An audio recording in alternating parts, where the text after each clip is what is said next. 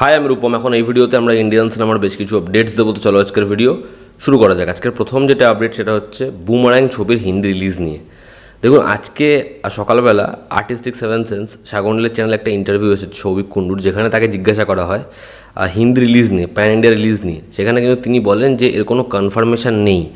এবং জিৎ সে একটা লাইভ সেশনে বলে যে তাকে বহুবার প্রশ্ন করা হচ্ছিল যে এই ছবিটা হিন্দিতে রিলিজ হচ্ছে কি না, যেহেতু এখনও কোনো অফিসিয়াল ডেট হিন্দির তরফ থেকে জানানো হয়নি। তো সেদিক থেকে জিৎ উত্তর দেয় যে না, এই ছবিটা একই দিনে হিন্দিতে মুক্তি পাচ্ছে না বুমারাং, তাদের এরকম কোনো প্ল্যান নেই। 7ই জুন ছবিটা বাংলাতেই মুক্তি পাচ্ছে। তো এই যে হিন্দি গান আসলো, তো এই বিষয়টা হচ্ছে তারা হিন্দি ল্যাঙ্গুয়েজ নিয়ে পুরোপুরি তৈরি থাকবে। যদি এখানে ছবিটা ভালো ফলাফল করে, যদি বুমারাং এখানে ভালো চলে, তাহলে তারা পরবর্তী সময় হিন্দিতে রিলিজ দেওয়ার কথা ভাববে। তবে এখনই ছবিটা হিন্দিতে রিলিজ হচ্ছে এরকম কোনো প্ল্যানিং তাদের নেই, এবং 7 তারিখ ছবিটা হিন্দিতে আসছে না এমনটা কনফার্ম করে জিৎ। তো দেখার এই ছবিটা এখানে কেমন ফলাফল করে। আমরা যদি পরবর্তী আপডেটে আসি, তো সেটাও কাইন্ড অফ জিৎকে নিয়েই। তার সিরিজ আসছে আমরা জানি নীরজ পান্ডের সাথে, যেটার নাম হচ্ছে খাকি। বুম্বাদাও থাকতে চলেছে, যেখানে শাশ্বত চট্টোপাধ্যায়, পরমব্রত থাকতে চলেছে। তো নীরজ পান্ডের এই শোতে, অর্থাৎ খাকি দ্য বেঙ্গল চ্যাপ্টার অর্থাৎ সিজন 2, এখানে ফিমেল প্রোটাগনিস্ট হিসাবে একজন অ্যাক্ট্রেসের নাম শোনা যায়। তিনি হলেন শ্রুতি দাস, যিনি বাদামি হায়না বা X=2 প্রেম এই ছবিগুলোতে মুখ্য চরিত্রে অভিনয় করেছেন। তার অভিনয় অ্যাপ্রিসিয়েশনও পেয়েছে। এবার দেখার, এখনও কোনো কনফার্মেশন আসেনি, কারণ এর আগে সোলাঙ্কির নামও শোনা যায়। পরবর্তী সময় তিনি জানান তিনি এই কাজ করছেন না। তো দেখার শ্রুতি এই সিরিজের পার্ট হয় কি না। আজকের পরবর্তী যেটা আপডেট সেটা হচ্ছে সিকান্দার, যেখানে সালমান খান, রশ্মিকা এরা মুখ্য চরিত্রে অভিনয় করবে এবং ছবিটা পরিচালনা করবেন AR মুরগাদাস। তো এই ছবির কাজ শুরু হবে, ছবিটা ফ্লোরে যাবে মিড জুন থেকে।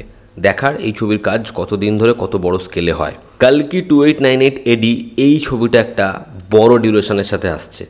লেটেস্ট আপডেট ওয়াইজ এই ছবির ডিউরেশন হলো 2 ঘন্টা 50 মিনিটের, প্রায় 3 ঘন্টার কাছাকাছি ডিউরেশন। অনেক বড় ছবি। তবে এটাতে কোনো কিছু যায় আসবে না, যদি ছবি ভালো হয় লোকে 3-3.5 ঘন্টার ছবিও দেখে নেয়। তো এই ছবিটার ক্ষেত্রেও সেটা হতে পারে। আজকের অন্যতম বড় যেটা আপডেট সেটা হচ্ছে অক্ষয় কুমার এবং প্রিয়দর্শনের যে ছবিটা, যেটা একটা হরর কমেডি, যেখানে ম্যাজিক একটা ইম্পর্টেন্ট পার্ট, সেই ছবির খুব শীঘ্রই একটা অ্যানাউন্সমেন্ট আসছে। তারা অ্যানাউন্সমেন্ট শ্যুট করবে এবং খুব শীঘ্রই সেটা ড্রপ করবে। হয়তো 1 মাসের মধ্যে আমরা একটা বড় অ্যানাউন্সমেন্ট দেখতে পেতে চলেছি। আমি অক্ষয় কুমারের এই ছবিটা নিয়ে ভীষণভাবে এক্সাইটেড, তার কারণ অক্ষয় কুমার এবং প্রিয়দর্শন একসাথে আসছে এবং ফিমেল লিডে আলিয়া ভট্টের নাম শোনা যাচ্ছে। দেখার এই ছবিটার অ্যানাউন্সমেন্ট কবে হয়, এই ছবিটা আসে কবে। আজকের পরবর্তী যেটা আপডেট সেটা হচ্ছে রকিং স্টার ইয়াশের টক্সিক ছবির ফিমেলদের নিয়ে, যেখানে নয়নতারা ইয়াশের দিদির চরিত্রে অভিনয় করছে, যেখানে কিরা আডবাণী ছবিতে তার লাভ ইন্টারেস্ট, এবং সেখানে হুমা কুরেশি ছবির অন্যতম অ্যান্টাগনিস্ট।